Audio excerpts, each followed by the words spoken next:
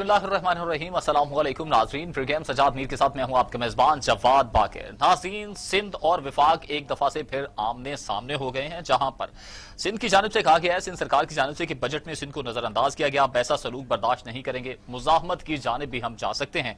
और ये सिंध ने विफाक को कहा है। कहते हैं कि पीटीआई हुकूमत कम वोट मिलने पर सिंध की अवाम से बदला ले रही है। जब हम अपने अवाम का हक मांगते हैं तो इल्जामात लगाए जाते हैं या तो मुकदमात बनाए जाते हैं। इसी से आज गुफ्तगू का आगाज करेंगे। हमारे साथ वीडियो लिंक पर हमें ज्वाइन किया है पाकिस्तान के नामवर दानिश्वर कालमनगार तज्जियाकार सज्जाद मीर साहब ने। सज्जाद मीर साहब, कैसे देख रहे हैं सिंध और विफाक एक दफा से फिर आमने सामने आ गए हैं? वैसे अगर देखा जाए तो ये पहली मर्तबा आमने सामने नहीं आए हैं, बहुत से ऐसे टाइम पीछे भी गुजरे हैं कि जहां पर आमने सामने ही नजर आ रहे हैं। क्या कहते हैं आप इस बारे में? पहले तो उसकी वजह ढूंढते क्यों आमने सामने आए। एक बात तो बड़ी सीधी हो सकती है कि 18वीं तरमीम के बाद ये सूरत पैदा हो गई है। खासतौर पर सिंध अक्सर बातों पर एग्री नहीं करता।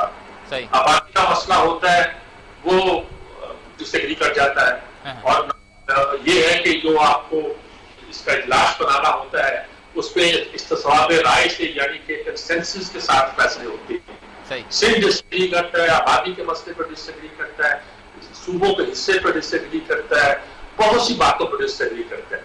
लेकिन अब सिंध में एक तरह की सियासत चल रही है। कहा जाता है कि क्योंकि पीपल्स पार्टी अलग हो गई पीडीएम से, उसकी अब सिंध की सियासत उस तरह नहीं है, उसने सिंध कार्ड इस्तेमाल करना शुरू कर दिया। ये इल्जाम है हुकूमत का जो असद उमर ने लगाया है सिंध की हुकूमत पर। सिंध की हुकूमत का इसरार ये है कि वो हर चीज पे, पानी पे उनका एतराज, गैस पे उनका एतराज, बिजली पे उनका एतराज। अब उनका एतराज ये है कि उनका जो वफाकी बजट बन रहा है उसमें तरक्याती प्रोग्राम जो वफाक में करना होता है उसमें सिंध का हिस्सा बहुत कम दिया है। वो दानिशुमार भी देते हैं कि सिर्फ 2 प्रोजेक्ट हमारे ऐसे हैं जो चल रहे हैं, जबकि पंजाब के इतने, फलां के इतने, फलां के इतने, बहुत एतराज करते हैं। वफाक ने ये किया है कि वो सारा जो बजट इस्तेमाल करना है वो तो खुद करना है। वो कुछ परसेंट ऐसा है जो सूबे, बाकी बजट के लिए उसने एक अलग इंतजाम कर दिया, बंदोबस्त कर दिया है। वो कहते हैं हम पैसे इनको नहीं देंगे सिंध हुकूमत को, क्योंकि ये पैसे खा जाते हैं और सरे महान बना देते हैं। पीपल्स पार्टी की जो इमेज है कि सिंध की हुकूमत के बारे में भी कि यहाँ का जो ब्यूरोक्रेट भी है, आम काम करने वाला आदमी भी है, वो पैसे मारता है, वो अवामी फंड को लूटता है। अब उसका तासुर ये है कि करप्ट है, उसको आगे बढ़ा के कहते हैं कि जैसे ये सियासतदान भी करप्ट है, और ये इन पैसों को जो दिए जाते हैं खर्च करने के लिए खर्च नहीं करते, बल्कि उनको अपने जाती मकासद के लिए मुल्क से बाहर ले जाते हैं वगैरह, वो इफराजत करते हैं। चुनाचे पैसे तो हम खुद खर्च करेंगे, क्योंकि सिंध के पैसे का मतलब सिंध हुकूमत का पैसा नहीं है, बल्कि सिंध के अवाम का पैसा है। अच्छा, ये अजीबोगरीब लड़ाई है, और इस लड़ाई में जाहिर है कि मामला जो है जहां तक जाते हैं कि आम तौर पर सिंध ये कहता है कि 70% तो मैं देता हूं। ये शिकायत कराची वाले जब कहते थे, तो मैं कराची का जब शहरी था, बाशिंदा था, तो मैं खुश होता था कि हाँ 70% कराची का है। लेकिन ये है कि गौर किया जाए तो ये बात दुरुस्त नहीं। कराची के जिस पार्ट पे वो फख्र करते हैं वो पूरे मुल्क का टैक्स है जो कराची में कलेक्ट किया जाता है, क्योंकि बंदरगाह कराची में है। और इसलिए कि वहां बंदरगाह और बैंकों के हेड ऑफिस होने की वजह से अक्सर अदारों ने अपने जो हेड ऑफिस है वहां मुकर्रर कर रखे हैं। कारखाना अगर फैसलाबाद में है तो इसका हेड ऑफिस कराची में है, तो कस्टम ड्यूटी वहां लगती है, इनकम टैक्स वां देते हैं, और देने का मतलब यह है कि पूरे मुल्क का टैक्स है। अगर आज वफाकी इकाइयां ये फैसला करते हैं कि उनके इलाके में लगने वाले सारे कारखानों के दफ्तर जहां होंगे, और ये कि उनकी अदायगी भी उनकी अपनी ड्राई पोर्ट्स पे होगी, तो सिंध के हिस्से का, जिसको सिंध का हिस्सा कहते हैं और कराची वाले कहते हैं कराची टैक्स कहता है, वो 0% हो जाएगा। 0% नहीं तो कुछ परसेंट, कराची में इंडस्ट्री बहुत बड़ी है, 20% के करीब तो ऐसा है जो टैक्स कराची से कलेक्ट होगा। बाकी मुल्क में जाने के लिए ट्रांजिशनल फीस भी उनको नहीं मिलेगी। आप अफगानिस्तान में शहर जाते हैं, दूसरा मुल्क है, आप क्या देखते हैं, लैंड ऑफ कंट्री को लिए तो आपको रास्ते खोलने पड़ते हैं ना जी। इंटरनेशनल लॉ यही है, और इस लॉ को फॉलो करना पड़ता है। तो ये सारी जो सूरत हाल है, اس میں ایک مغالطے ہم ایک دوسرے کو دیتے رہتے ہیں اور ان مغالطوں کی وجہ سے لڑتے رہتے ہیں. اب اسد عمر نے کہہ دیا کہ ہم ان کو پیسے کیوں دیں گے, ہم پیسہ خود خرچ کریں گے, کمپنی بنا دی. وہ کہتے ہیں ایسٹ انڈیا کمپنی ہے, یہ آ کے انہیں کہ یہ پیسے لینا چاہتے ہیں, پیسے خرچ کرنا چاہتے ہیں, وفاق کے پیسوں کو ہم مس یوز نہیں ہونے دیں گے. مس یوز تو میں کہہ رہا ہوں, وہ کہتے ہیں وفاق کے پیسوں میں کوئی عیاشی نہیں کرنے دیں گے, جنگ پتہ نہیں جا کر نہیں کرنے دیں گے. یہ جھگڑا جو ہے جو 18ویں ترمیم کے بعد ایک طرح سا معاملہ ثبوت ہونے چاہیے تھے, اس نے مزید کمپلیکیٹڈ. اچھا میر صاحب, آپ کیسے دیکھتے ہیں کہ جو وفاق کی جانب سے الزامات ہیں, جیسا کہ آپ نے بتایا کہ وہ کہتے ہیں عیاشی پہ لگا دیتے ہیں یا کہ بندر بانٹ جسے کہہ لیں کہ آپس میں بانٹ بونٹ لیتے ہیں, آپ کیا دیکھتے ہیں کہ یہ کیا وجہ ہے کہ کتنے حد تک یہ درست ہیں الزامات جو وفاق لگاتا ہے سندھ والوں پر؟ دیکھیں میں تو نہیں کہتا درست ہے یا غلط ہے, لیکن ایک تاثر پیدا ہو گیا ہے کہ جب سندھ کی گورنمنٹ قائم ہوئی تھی نواز شریف کے زمانے میں بھی صوبے کی, تو تاثر یہ تھا کہ جہاں کا پیسہ لوٹا جا رہا ہے, کھایا جا رہا ہے, اور مسلم لیگ نواز ایک انڈرسٹینڈنگ کے تحت خاموش ہے. زرداری صاحب کے بارے میں بڑی کہانیاں تھی, پھر فریال آئی سامنے تو یہ بھی بڑی کہانیاں تھی. کورٹ نے ایک بار یہ ریمارکس کیے کہ ساتھ جب تو ڈائن بھی چھوڑ دیتی ہے وغیرہ وغیرہ, اس طرح کی کمنٹس بھی آئے. پتہ نہیں 7 ارب روپیہ اگر لاڑکانہ میں لگا ہوتا تو لاڑکانہ کی حالت بدل گئی ہوتی. ہمارا کوئی سسٹم اچھا نہیں ہے, پیسے خرچ ہوتے ہیں, اس کی جوابدہی کون کرے گا, کیسے کرے گا, اس کا آڈٹ کیسے ہوگا. ہم نے اس میں اتنی کنفیوژن رکھی ہے کہ لوٹ پاٹ کا مذاق غلط رہتا ہے. پھر یہ بات بھی ہے کہ طے تو یہ ہے آئین کے تحت کہ صوبے اپنے جو مالی اختیارات ہیں وہ ضلعوں کو منتقل کر دیں گے, بلدیاتی اداروں کو منتقل کر دیں گے. ہمارے یہاں بلدیاتی ادارے نہیں ہیں, KMC والے روکتے ہیں, کراچی والے, کہ ہمارے حصے کا پیسہ ہمیں دیا نہیں جاتا, اور کراچی جو ایک طرح کا اجڑ چکا ہے, گندگی کے ڈھیر لگے ہوئے ہیں, جگہ جگہ سڑکیں ٹوٹی ہوئی ہیں, بارش آ جائے تو پورا شہر ڈوب جاتا ہے. ایسی ساری باتیں کہتے ہیں, اور سندھ کی حکومت کہتی ہے ہم نے جو پیسے دیے فلاں کو دیے, فلاں کو دیے, کہاں گئے. اچھا یہ اتنی بڑی کنفیوژن پیدا ہو گئی ہے کہ کہاں لوٹ مار ہوتی ہے, لوگ بیرونی پر جان پاتے ہیں. MKM پر بھی الزام ہے, سندھ کی حکومت پہ صاحب کہا جائے تو پیپلز پارٹی پر الزام ہے. یہ کہا جاتا ہے اب PTI کی گورنمنٹ آئی ہے تو اپنے رلت کر رہی ہے. تو ان باتوں نے ساری پارٹیوں کو لڑا کے رکھ دیا ہے اور کسی کو کچھ ملتا نہیں ہے. اب وہ وفاق نے حکومت نے بنا کے دیے ان کو گرین لائن جسے کہتے ہیں, ایک لمبا رستہ, فلائی اوور, یہ وہ, اب کہنا شروع کر دیا وہ انہوں نے بنائی غلط ہے, اس سے تو شہر کا پانی باہر نہیں جاتا. اور صوبائی ایکسپرٹ سے اگر پوچھا ہوتا تو وہ صحیح رائے دیتے. اگر صوبائی ایکسپرٹ سے مگر بات تو افسوس کی یہ ہے نا کہ اس تمام لڑائی میں عوام کا نقصان ہو رہا ہے, وہاں کے رہائشیوں کا نقصان ہو رہا ہے. یہ بھی تو یہ میں کہہ رہا ہوں کہ اگر صوبائی حکومت سے پوچھا ہوتا تو آج گرین لائن بنی نہ ہوتی. اور وہاں کے ایکسپرٹ کون سے ہیں, بڑے اچھے آرکیٹیکٹ بھی ہیں, ٹاؤن پلانر بھی ہیں جو وہاں موجود ہیں.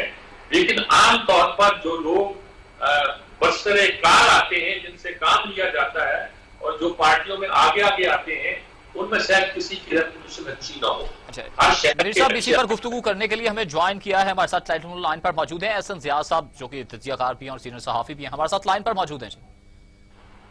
جی آواز نہیں آ رہی. احسن ضیاء صاحب نے ہمیں جوائن کیا جی. احسن ضیاء صاحب ماشاءاللہ ان سے بات کرتے ہیں. السلام علیکم احسن ضیاء صاحب. وعلیکم السلام. میں اصل میں اپنے دفتر میں ایک ایسی جگہ پہ بیٹھا ہوں جہاں آواز صاحب نے مجھے آتی ہے, اس لیے کنفیوژن ہو رہی ہے. میں پوچھنا چاہتا ہوں کہ یہ جو کراچی اور یہ سندھ کا اور وفاق کی لڑائی ہے, وہ کہتے ہیں پیسے دو, یہ کہتے ہیں پیسے کھا جاتے ہیں, وہ کہتے ہیں ہمیں دیے نہیں, ہم کہتے ہیں ضرورت سے زیادہ دیے, وہ کہتے ہیں پیسے ایلوکیٹ تو ان کاموں پہ ہوتے ہیں جن کاموں کے لیے وفاق کی منصوبہ بندی کا ادارہ یہ محسوس کرے کہ اس کے کوئی اس وقت اس کی ضرورت ہے, تعلیم پہ ہے, صحت پہ ہے, پانی پہ ہے, کس چیز پہ ضرورت ہے. اس لحاظ سے ہم نے سندھ کو میکسیمم دیا ہے, کام دیا ہے اور کام دیں گے, لیکن خرچ ہم خود کریں گے. اس کے لیے ہم نے ادارہ بنا دیا ہے. سندھ کہتا ہے ہم پیسے خود خرچ کریں گے. جو کہتے ہیں پیسے خرچ کرتے ہیں تو کھا جاتے ہیں, اور کھا جانے کا رزلٹ ہے کہ وہ سرے محل بنا لیتے ہیں وغیرہ وغیرہ. اس طرح کیا لگتا ہے آپ کو یہ لڑائی کیا سیاسی ہے یا سب کچھ مفادات کی لڑائی ہے؟ دیکھیں ایک بات ہے کہ سیاسی جماعتوں کی جو مفادات کی بھی لڑائی ہوتی ہے, تو اس وقت پاکستان تحریک انصاف کی جو گورنمنٹ ہے سینٹر کے اندر اور پاکستان پیپلز پارٹی کی سندھ میں گورنمنٹ ہے, ان کا ایک ظاہری بات ہے سیاسی لڑائی تو موجود ہے, لیکن کچھ چیزیں بہت بڑے حقائق ہیں. اگر میں سندھ گورنمنٹ کے حوالے سے بات کروں, ان کا پوائنٹ آف ویو یا ان کا جو مطالبہ ہے اس کا جواب تو اپنی جگہ پر کہ ڈیفینیٹلی 18th امینڈمنٹ کے بعد صوبوں کو بہت سارے اختیارات مل چکے ہیں, اور اس کی وجہ سے ان کو جو فنڈز میں ملنے چاہیے ابھی تک اس سے کوئی طرح عمل درآمد نہیں ہو رہا. آپ کو یاد ہوگا کہ چند روز پہلے کورٹ نے بھی اس کا نوٹس لیا تھا اور یہ بات کی تھی کہ جب بہت سارے ایشوز کے اندر جو صوبوں کو اختیارات ہیں تو وفاقی حکومت ان کو وہ اختیارات کیوں نہیں دیتی. جہاں تک وفاق کا تعلق ہے تو ان کے اس ایلیگیشن میں یا اس بات میں بھی بڑا وزن ہے. آپ میر صاحب خود جانتے ہیں کہ ماضی کے اندر سندھ کے اندر کیا کچھ نہیں ہوا. لوگ پیاس سے بھی مرے ہیں, لوگ یہاں بھوک سے بھی مرے ہیں, اور لوگ ایسے حالات میں مرے ہیں کہ مجھے اچھی طرح یاد ہے کہ بلاول بھٹو صاحب ایک ہاسپٹل کے لیے وہاں بلائے گئے تو وہاں خواتین جو باہر ان کی پیدائش بچے کی ہو گئی, اور ایک تو یہ ہے کہ ڈیتھ بھی ہو گئی. تو صورتحال یہاں وہاں پر یہ نا سوال کیا جاتا ہے کہ وہاں کا جب غریب آدمی لاڑکانہ کے اندر جسے روٹی نہیں مل رہی, جسے بھوک جو ہے وہ ستا رہی ہے, تو وہاں کہا جاتا ہے کہ آپ نعرہ تو لگاتے ہیں بھٹو آج بھی زندہ ہے, لیکن یہاں کا جو ہاری ہے اس کا کیا حال ہے. تو سندھ کے اندر کرپشن کی داستانیں جو ہیں وہ بھی کم نہیں ہیں. ہم نے یہاں دیکھا کہ وہ لوگ بھی پکڑے گئے کہ نیب کے اندر جب ان کے نوٹ گننے شروع کیے گئے, وہ جو جن اداروں نے پکڑا تو مشینیں تھک گئیں, لیکن وہ نوٹ جو تھے وہ اتنے زیادہ تھے کہ وہ گنے نہیں جا رہے تھے. تو یہ جو بات ہے کہ جو فنڈ دیے جاتے ہیں وہ کھا لیے جاتے ہیں, اس میں میرا خیال ہے کہ کوئی دو رائے نہیں. سندھ کے اندر جو کرپشن کی انتہا ہے بہت زیادہ ہے, لیکن اس کے باوجود میں یہ سمجھتا ہوں کہ بلاول بھٹو صاحب جب سے آئے ہیں, پاکستان پیپلز پارٹی کی لیڈرشپ انہوں نے سنبھالی ہے, تو ڈیفینیٹلی وہ جو ماضی کا جو سچویشن تھی اس سے ہٹ کے کچھ چیزیں بہتر ہوئی ہیں. وہ ایک اچھی نوجوان قیادت ہے, ان کے اندر ایک جذبہ بھی ہے, اور ڈیفینیٹلی ایک برگد کا درخت ہے جس کے نیچے جب تک وہ اسے نیچے باہر نہیں نکلیں گے وہ اس طرح رول تو پلے نہیں کر سکیں گے. لیکن بہت سارے ایشوز پر ہم نے دیکھا کہ بلاول بھٹو نے اسٹینڈ بھی لیا. اب وفاق جو ہے جو صورتحال ہے اس کے اندر ان کا اپنا ایک موقف ہے, لیکن میں سمجھتا ہوں کہ فنڈ تو جو ہے ان کی ڈیمانڈ ہے وہ تو انہیں ملنے چاہیے. اگر فیڈرل گورنمنٹ کو یہ محسوس ہوتا ہے کہ یہ کرپشن ہو رہی ہے, وہاں پیسہ کھایا جا رہا ہے, تو بے شمار ادارے آپ کے پاس ہیں, آپ کے پاس نیب موجود ہے, آپ کے پاس دیگر ادارے موجود ہیں, FIA موجود ہے, تو تحقیقات کرائیں. اگر کرپشن ہے تو اس کو پکڑیں. لیکن اب دیکھیں وفاقی گورنمنٹ کا بھی ایک مسئلہ ہے, یہ ہر شخص سے کہتے ہیں کہ جناب اس نے کرپشن کی ہے. اگر آپ بات کریں میاں نواز شریف صاحب کے حوالے سے تو یہ کہتے تھے کہ جناب پاناما اسکینڈل آپ لے لیں, ان کی گورنمنٹ اس میں چلی گئی اور کہا گیا کہ بدترین جو کرپشن ہے وہ نواز شریف اور زرداری صاحب نے کی. چلے ہم ان کے اس موقف کو مان بھی لیں تو 2.5-3 سال کا عرصہ ان کو بھی گزر چکا ہے. آج تک انہوں نے کوئی ریکوری کی. جن لوگوں پہ الزامات لگائے ان کی جماعتوں کے 2nd ٹیئر اور 3rd ٹیئر کے لوگ بھی اس وقت آزاد ہیں, باہر ہیں, اور کرپشن کے اوپر جو ان کا ریٹورک تھا, جو ان کا بیانیہ تھا, وہ بری طرح ناکام ہوا ہے کہ یہ کچھ ریکور کر سکتے ہیں. تو میں سمجھتا ہوں کہ یہ جیسے ہی جب آتا ہے بجٹ تو یہ بات چیت تو ہوتی ہے, لیکن جو اس کا مسئلہ یہ آ جاتا ہے کہ پھر اس کو سیاست کا رنگ دے دیا جاتا ہے. جی مستر یہ بالکل ٹھیک ہے آپ کی. اس کا حل کیا ہے, علاج کیا ہے؟ اگر صوبے اور اس طرح لڑتے رہے, وفاق لڑتے رہے تو نقصان تو عوام کا ہوتا ہے. کیا علاج ہے اس کا, کیسے اس کو حل کیا جائے اس مسئلے کو؟ آپ بالکل ٹھیک کہہ رہے ہیں. جب یہ لڑائی ہوتی رہے گی تو جو ہے عوام کے مسائل تو حل نہیں ہوں گے. عوام کے مسائل صرف اس جگہ سے اس بات سے ہی نہیں آتے, وہ عوام کے ساتھ تو ملک کی سیاسی جماعتیں ہوں یا کوئی اور نظام, عوام تو میرا نہیں خیال کہ اس پورے نظام میں کہیں میٹر کر رہے ہیں. عوام تو صرف سفر کر رہے ہیں. اب یہ ہے کہ ان کو مل بیٹھ کے اس کا فیصلہ کرنا چاہیے. اگر عوام کے ساتھ یہ جو ہے سیریس ہے, کوئی مخلص ہے, لیکن مجھے نہیں لگتا میر صاحب کہ ہماری چاہے وہ پاکستان تحریک انصاف کی گورنمنٹ یا کوئی بھی سیٹ اپ ہو, اس ملک کے اندر جو آپ کے پاس اقتدار اور اختیار اور ذرائع کے جتنے بھی سوتے ہیں اس پر ایک خاص طبقہ جو بڑا قلیل طبقہ ہے, روسا کا جو طبقہ ہے, یا میں اسے کہوں گا اہل اقتدار و اختیار ہے, ان کا قبضہ ہے, اور تمام کے تمام آپ کے فنڈ اور یہ تمام چیزیں انہی کی ذاتوں پہ لگ جاتے ہیں. آپ عوام جتنے بھی ٹیکسز دیتے ہیں, عوام کی تو یہ حالت ہے. اچھا یہ ان کو فنڈ آپ دے بھی دیں تو ٹیکسز کا ایک جیسا جابرانہ نظام اس ملک میں ہے کہ ان ڈائریکٹ ٹیکس کی شکل میں پاکستان کی عوام جو ہے میر صاحب 40 قسم کے ٹیکس دیتی ہے, اور یہ سب سے بڑا جھوٹ ہے کہ پاکستان کی عوام ٹیکس نہیں دیتی. پاکستان کی عوام ہی تو ٹیکس دیتی ہے. آپ دیکھیں, آپ نے جوتے کا تسمہ خریدنا ہو یا کسی بچے کا پیمپر یا دودھ کی بوتل خریدنی ہو, ہر چیز پر ملٹیپل ٹیکسز ہے. عوام تو پے کر رہی ہے. پرابلم کیا ہے؟ پرابلم یہ ہے کہ اس ملک کی جو الیٹ ہے پاکستان کے, جو وہ لوگ جو آپ کی اسمبلیوں میں بیٹھے ہوئے ہیں, جو اقتدار میں بیٹھے ہوئے ہیں, آپ کی جو بیوروکریسی ہے, اور اس طرح جو یہ لوگ ہیں یہ ٹیکسز نہیں پے کر رہے, اور اس کا جو سارا کا سارا برڈن آلریڈی عوام پر آ رہا ہے. تو عوام کی تو ویسے ہی جان کھا لی ہے. اب فیڈرل گورنمنٹ کی بات ہے کہ عوام کی ہم کریں, تو دیکھیں پچھلے بجٹ سے اس بجٹ تک آپ نے اتنے مہینے کی بجٹ لے آئے, عوام کے ساتھ یہ کون سے مخلص ہے؟ عوام کو تو ریلیف پاکستان میں مل ہی نہیں رہا. اگر آپ ان کو فنڈ دے بھی دیں گے, فنڈ وہاں پر آپ کی ان کی بھی ٹھیک ہے کہ وہ کھائے پیے جائیں گے, عوام تک تو پہنچی نہیں ہے چیزیں. بالکل ٹھیک آپ نے سنایا جی. اعظم شاہ صاحب, بہت آپ کا شکریہ کہ آپ نے ہمارا ساتھ دیا اور اس معاملے پر بڑی تفصیل کے ساتھ گفتگو کی, رائے دی. اصل میں آج یہ ایسا مسئلہ ہے جس پر لگتا ہے کہ پاکستان کی جو اکائیاں ہیں وہ آپس میں الجھی ہوئی ہیں, یہ سیاسی پارٹیاں آپس میں الجھی ہوئی ہیں, ہر کوئی اپنے مفادات کی جنگ لڑ رہا ہے, بول رہا ہے. بہت شکریہ آپ کا. اچھا اپنے جواد صاحب دیکھیں, ساری بات آپ نے سنی اور آپ نے دیکھا, یہ لڑائیاں مفادات کی لڑائیاں ہیں یا سچی تصوری لڑائیاں ہیں, یہ فیصلہ تو ہم بعد میں کریں گے, لیکن نقصان اس میں عوام کا ہو رہا ہے. اور وہ کہتے ہیں, وفاق کہتا ہے کہ ہم نے ان کے جزیرے کو ایک نیا شہر بنانے کا فیصلہ کیا تھا, یہ 1 سال سے این او سی دے رہے. وہ کہتے ہیں ہماری زمین ہے, ہم آپ کو این او سی کیوں دیں؟ اور زمین تو این او سی لے کے وہ گھر تو نہیں لے جائیں گے, زمین تو صوبے کا حصہ رہے گی اور صوبے یہ بہت کمپلیکیٹڈ بات ہے. اچھا میر صاحب, اسی کے ساتھ ایک اور پوائنٹ بھی جڑا ہوا ہے نا کہ جہاں پر کوئی ترقی ہو رہی ہے, کسی میں کچھ گروتھ ہو رہی ہے کسی چیز میں, حکومت اس کا کریڈٹ تو لے لیتی ہے, ویسے ذمہ داری لینے کے لیے تیار نہیں ہے, گزشتہ حکومتوں پہ ڈال دیا جاتا ہے ملبہ. آخر کب تک یہ سلسلہ چلتا رہے گا؟ ہاں یہ ایک عجیب بادشاہ ہے جی کہ انہوں نے کہا کہ ریلوے کا حادثہ ہوا ہے, انہوں نے کہا یہ سابقہ حکومتوں میں پیسے خرچ نہیں کیے, انہوں نے وہ لاہور کی اورنج لائن پہ لگا دیے اور اس لیے یہ حادثہ ہو گیا. یہ تو بازار فضول بات ہے, یہ کوئی دلیل تھوڑی ہے کہ ہر بات کو آپ سابق حکومت پہ لگاتے رہے. وہ جو ترجمان بولتے ہیں وہ ان کے شان شان نہیں ہے, یعنی کہ یہ وفاقی وزیر جو کہ اس طرح کے حکومت کے ترجمان ہو, ان کو اس طرح کی دلائل نہیں دینا چاہیے, یہ زبان استعمال نہیں کرنی چاہیے کہ چھوارے نکاح اور پتہ نہیں کیا کیا لفظ استعمال کرتے رہتے ہیں. اس طرح تو ملک کی فضا بہت خراب ہوگی اور بڑے منہ پھاڑ کے بولنے والے اپوزیشن کے پاس بھی ہے, وہ کو اگر لانچ کر دیا جائے تو میرا خیال ہے فضا اور خراب ہو جائے. صحیح, ہمیں بریک پر جانا جی, بریک سے لوٹ کر آتے ہیں, گفتگو آخر لے کر چلتے ہیں ایک مختصر سے وقفے کے بعد. جی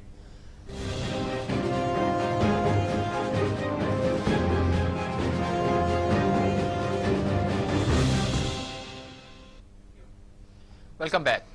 میر صاحب, اسلامو فوبیا ہے, سب سے پہلے تو میں یہ کہنا چاہوں گا کہ بلکہ جو کینیڈا میں یہ تیسرا واقعہ ہوا ہے, اس سے پہلے اگر نیوزی لینڈ کی صورتحال دیکھ لیں تو وہاں پر بھی جب اٹیک کیا گیا تو 50 سے زائد لوگ ہیں وہ جان سے چلے گئے تھے.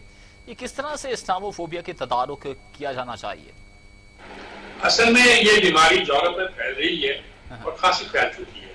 اس سے سمجھ آتا ہے کہ جب یہودیوں کے خلاف یورپ میں اس طرح کی سازش کی گئی ہوگی, جب ہٹلر نے یہ فضا پیدا کی ہوگی, تو یورپ لوگوں کا اندر کا تعصب کیسے بولا ہوگا. ویسے تو یہودیوں کے خلاف پہلی بات تو ہمارے شیکسپیئر انگریز اگر اسٹارٹ کرے تو شیکسپیئر سے کرے, جنہوں نے سب سے پہلے یعنی کہ یہودیوں کے خلاف ایک طرح کی کمپین بنائی, سرکمفائز جیو اور پتہ نہیں کیا کے لفظ استعمال کیے, اور ایک پوری ہسٹری ہے یورپ کی جو یہودیوں کے خلاف پوری کہانی کرتی ہے. لیکن اب مسلمانوں کا تو ان سے کیا تعلق ہے, سوائے اس کے کہ اسپین میں ان کا انکاؤنٹر ہوا, سوائے اس کے کہ سلطنت عثمانیہ نے ان کو چیلنج کیا, سوائے اس کے کہ وہ ایک صلیبی کمپلیکس میں, کروسیڈ کمپلیکس, میرے استاد ڈاکٹر جی ایچ چودھری نے کہا تھا اور ٹائم بھی کے ساتھ ایک پوری اس پہ بحث کی تھی, وہی ہے تو اور کیا ہے. ایک کمپلیکس ہے جو لوگوں میں پایا جاتا ہے اور مسلمانوں کے خلاف ایک طرح کی نفرت کی فضا پیدا کرتے ہیں.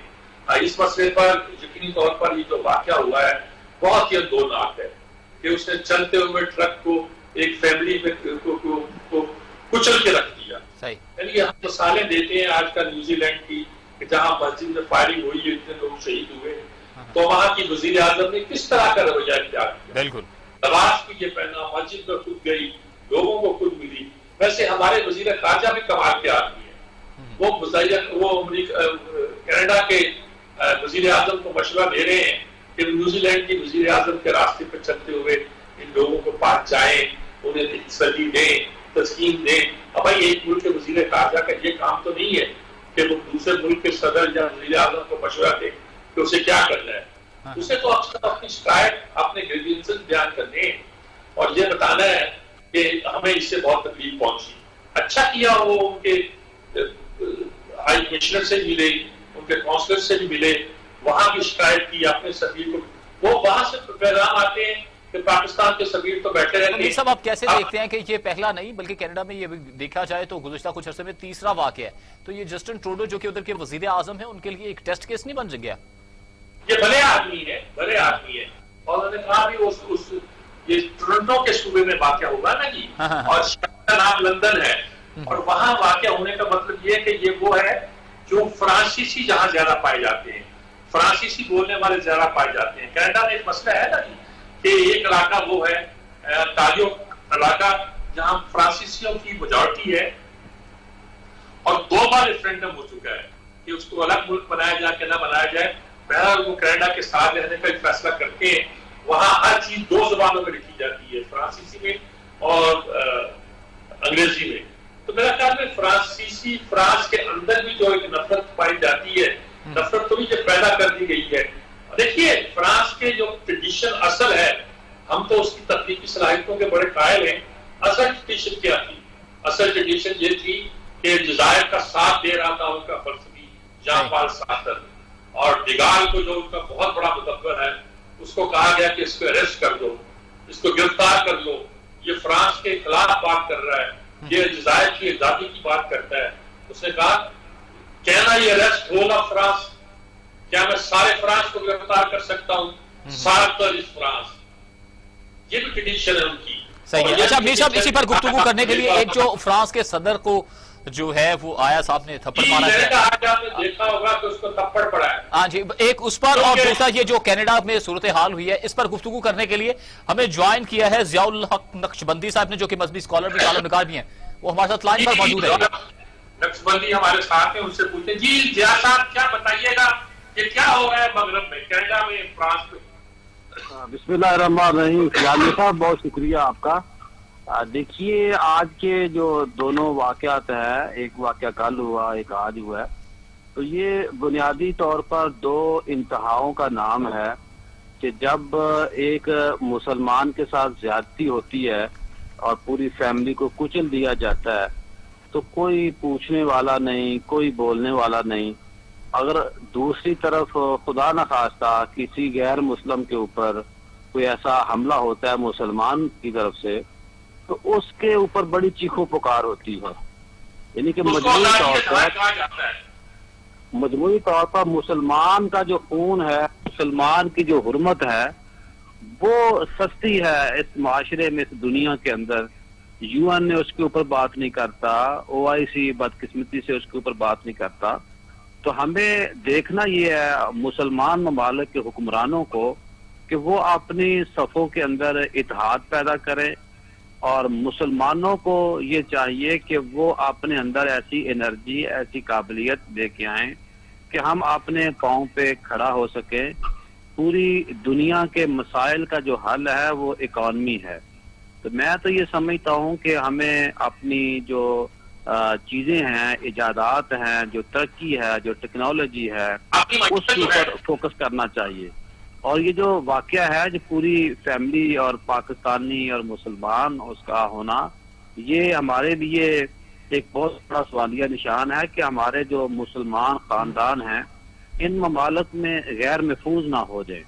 ہم ان کے ساتھ کھڑے ہیں اور پوری دنیا کو ہم یہ بتانا چاہتے ہیں, اور حکمرانوں کے ذریعے بھی اور اپنے عوام کے جذبات بھی پوری دنیا تک پہنچانا چاہتے ہیں کہ یہ اس پہ ایک فیملی پریشان نہیں ہوئی, پوری پاکستانی قوم. اور اگر خدا نخواستہ کوئی ایسا واقعہ دوبارہ پیش آیا تو اس کے اوپر بھی کوئی ری ایکشن آ سکتا ہے. اس لیے جو وہاں کے سربراہان ہیں, جو حکمران ہیں, ان کو اس واقعہ کے خلاف سخت نوٹس لینا چاہیے تاکہ دوبارہ نہ کسی مسلمان کو کسی طرح قتل کیا جائے اور نہ ہی کسی غیر مسلم کو مسلمان قتل کرے.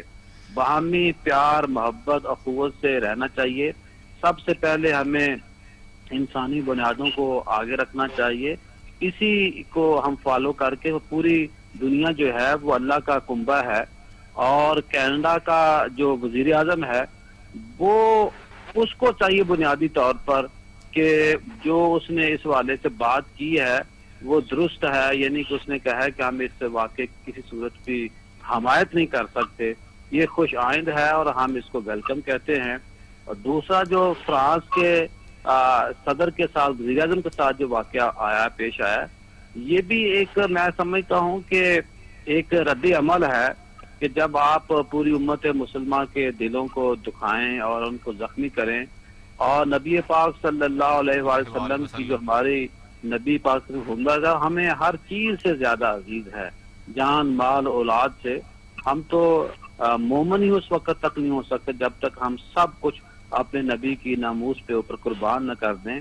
اور نبی کی ناموس کی جب میں بات کر رہا ہوں تو یہ 1,24,000 پیغمبر اس میں شامل ہیں، 295 سی اور ناموس رسالت کی یا انبیاء کی ناموس کی جب بات کرتے ہیں تو اللہ کے آخری نبی کی نہیں، 1,24,000 کم و بیش انبیاء کی ہم بات کرتے ہیں، اور اس میں حضرت عیسیٰ علیہ السلام کی ذات مقدسہ بھی ہے، ہم ان کی عظمت کو بھی سلام کرتے ہیں۔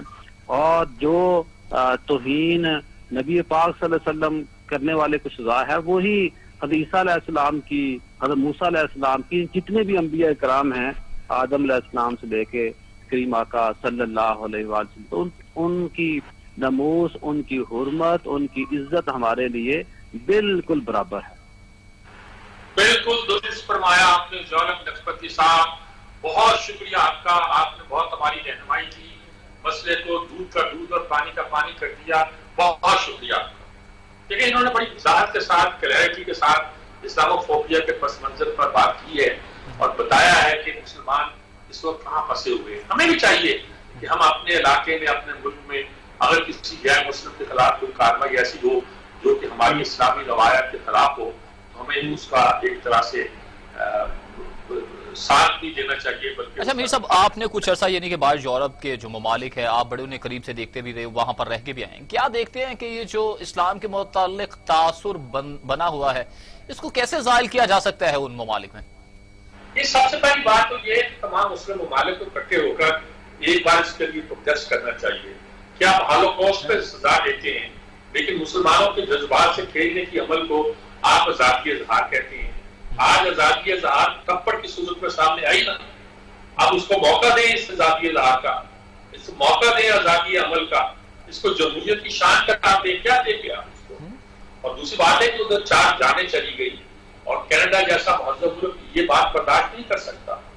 یہ خاص طور پر اس کا وہ صوبہ انٹاریو جہاں فرانسیسی لوگوں کی ایک میجورٹی ہے، وہاں بہت شہریت دی گئی ہے مسلمانوں کو اور خاص طور پر برے صغیر کے لوگوں کو، ان کے ساتھ آپ یہ سلوک کر رہے ہیں۔ صحیح۔ اچھا میر صاحب، مجھے بالکل مختصر سا، وقت بڑا شارٹس ہے، آخری یعنی کہ ایک سٹوری ہے اس پر آپ کا مختصر سا پوائنٹ آف ویو لینا ہے۔ ڈیر کی ابتدائی جو تحقیقاتی رپورٹ ہے وہ سامنے آ گئی، منظر عام پر لے آئے ہیں جی، کیا کہتے ہیں اس حوالے سے؟ کچھ ہوگا بھی کہ نہیں؟ یہ تو کہہ دیا گیا ہے کہ جو اس کے ذمہ دار ہیں انہیں نشانہ بنایا جائے گا، انہیں قانون کے کٹہرے میں لا جائے گا، عبرت کا نشان۔ کیا دیکھتے ہیں کچھ ایسا ہونے والا ہے کہ یا کہ نہیں؟ دیکھیں وہ اس میں رپورٹ میں یہ بات ہے کہ پٹری کو کرنے کے لیے جو قابلے وغیرہ کسے جاتے ہیں اس کی بجائے اس کو ویلڈ کیا گیا تھا، کر کے اس کو روکا گیا تھا۔ اب ٹیکنیکلی یہ بات آئے گی کہ وہاں ویلڈنگ ہو سکتی ہے کہ نہیں ہو سکتی ہے، کیا یہ ایسے ہی لگا دیا تھا، ایک طرح کا آدھی بندوبست کر دیا گیا تھا اور وہ ویلڈ ٹوٹ گیا اور پٹری کھل گئی، اور پٹری کھلنے کے بعد جو کچھ ہوا اس کو آپ کیا کہیں؟ گاڑی دوسرے پٹری پر گری، وہاں سے ٹرین آ گئی، اب کچھ نہیں کہا جا سکتا۔ آپ کہتے ہیں کہ پرانوں نے کیا تھا، اب آپ کہتے ہیں جی کہ ML1 بنے گی چین جب پیسے نہیں دے رہا 3 سال سے آپ 3 سال سے آپ نقرے کر رہے ہیں کہ ہم نے 9 ارب کا منصوبہ جو ہے 6 ارب کا بنا لیا ہے، آپ نے 180 کلومیٹر کی لائن اس سے کاٹ دی۔ میر صاحب، کسی مزدور کی نوکری لے لی جائے گی یا وزیر صاحب استعفیٰ دے رہے ہیں یا کہ بس اسی طرح سے ٹامک تو یا مار کر وقتی طور پر بیانات دے کر بس معاملات کو ٹھنڈا کر دیا جائے گا؟ کچھ نہیں ہونا، کچھ نہیں ہونا، کچھ نہیں ہونا۔ اور اس ڈرو سے جب اللہ جو ہے اس کا عذاب نازل ہو، اس کا قہر نازل ہو، اللہ ہماری حفاظت کرے، یہی میں کہہ سکتا ہوں۔ میر صاحب کلوزنگ ریمارکس آپ سے لینا چاہوں گا جی کلوزنگ ریمارکس آپ سے لینا چاہوں گا۔